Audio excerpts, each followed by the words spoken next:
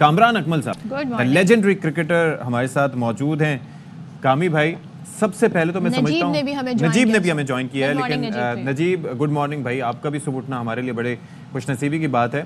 ये ज़रा बताएं, कामी भाई से मैं ज़रा जानना चाहूँगा। कामी भाई, सबसे पहले तो मैं कहता हूँ कि हमें सबको मिलकर ना क्रेडिट देना चाहिए टीम पाकिस्तान को कि उन्होंने इस सीरीज़ को इतना एक्साइटिंग हमारे लिए बना दिया कि we are waiting for the decider. हैं जी, वो भी जिम्बाब्वे से। Your thoughts on it sir?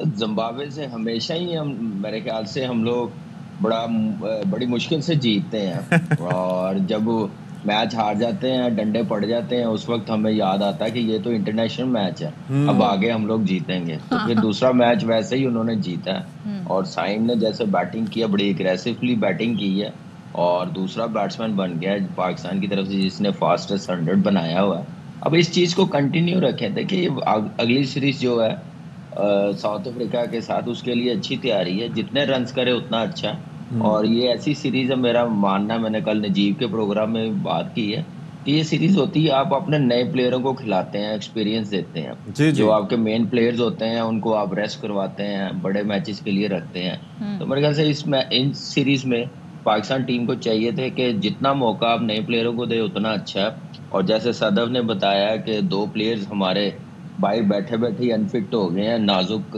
कलियां जो हैं इस पाकिस्तान में है कि ये मैं वही सोच रहा था, ये धानी और मतलब वो स्टेटमेंट्स वगैरह उनके काफ़ी आते रहते हैं और अहमद दानियाल, ये तो मैं सोच रहा था वजह क्या रही इनकी इंजरी की?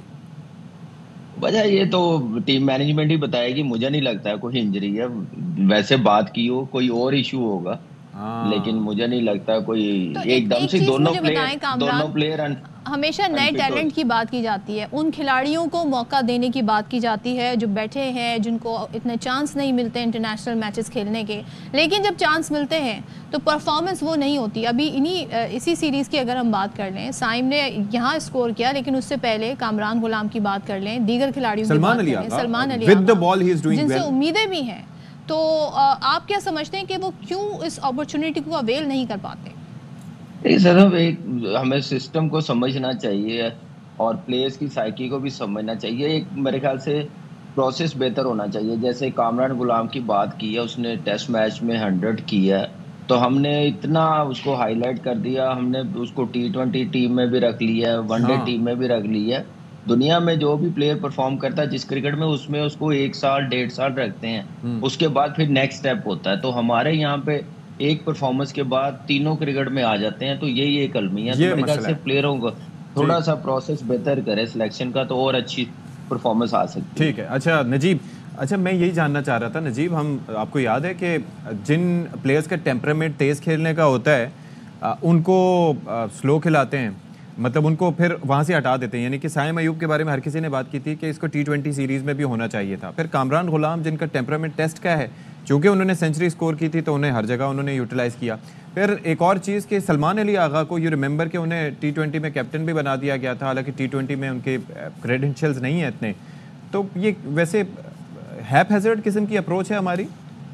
इन सब बातों से आपको खुद अशफाक पता चलता है आपका सिस्टम क्या है। सिस्टम ही ऐसा है ना, और आप खुद जैसे बच्चे नहीं एक्साइटेड हो जाते थोड़ी सी परफॉर्मेंस देख के, आपके पीसीबी में भी सब एक्साइटेड हो जाते हैं और सबको चांस मिल जाता है। देखिए, एक तो ये कि कामरान गुलाम ऑब्वियसली परफॉर्मर है और साथ साथ वो चैंपियंस कप में भी उसने परफॉर्म किया था। जब आपने चैंपियंस कप में कहा था कि इसकी बेस पर सिलेक्शन होगी, तो फिर जाहिर है उसकी बेस पर ही सिलेक्शन हो रही है। फिर आप ये नहीं कह सकते कि गलत सेलेक्ट हुआ है। ठीक है। जहां तक साइम अयूब की बात है, तो वहां थोड़ा हमने भी कुछ सीखा कि कंसिस्टेंसी भी बहुत जरूरी है सिलेक्शन में। जब आप उसमें आपने मौका दिया उसको, तो फिर पूरा मौका दें।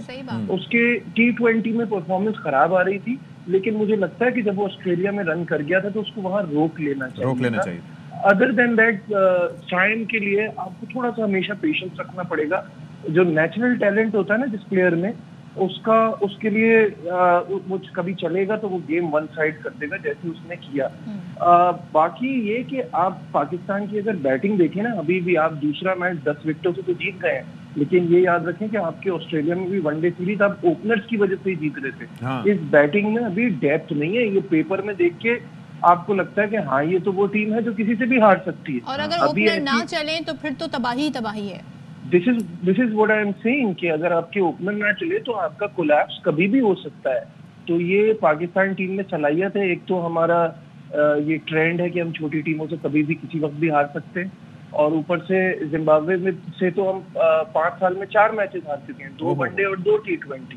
तो ये कोई ऐसी बात नहीं है। अब तो वो इसको शायद अपसेट भी ना समझते कि उन्होंने भी ये सोचा हुआ है कि पाकिस्तान को तो हराया जा सकता है। मैं तो इसीलिए शुरू में शुक्रिया अदा किया कि भाई हमें शुक्रिया अदा करना चाहिए कि उन्होंने इस सीरीज को एक्साइटिंग बनाया हमारे लिए। पहला मैच में नहीं देख पाया था, हाइलाइट्स देखी थी, लेकिन अब बाकी सारे देख रहा हूँ।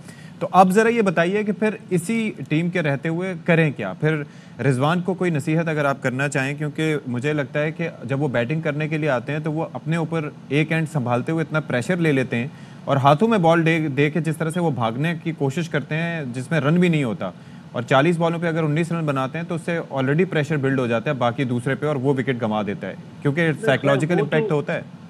वो तो मेरी समझ में नहीं आता, वो जो इतना स्लो चले जाते हैं वो चाहते क्या है? वो अपने लिए इतना, जिसे कहते हैं ना, खड्डा खोद देते हैं कि उससे बाहर निकलना उन्हीं के लिए मुश्किल हो जाता है। इतना स्लो खेल के कुछ नहीं हो सकता। कल मेरे प्रोग्राम में कामरान ने बहुत अच्छी बात की और उन्होंने कहा कि जो प्लेयर जो है ना वो जिनको पता होता है कि उनकी पोजीशन कहीं नहीं जा रही, उनको तो एक्सपेरिमेंट करना चाहिए। अब रिजवान का अपने नंबर पे जाने का क्या मतलब है? आप मौका दे दूसरों को।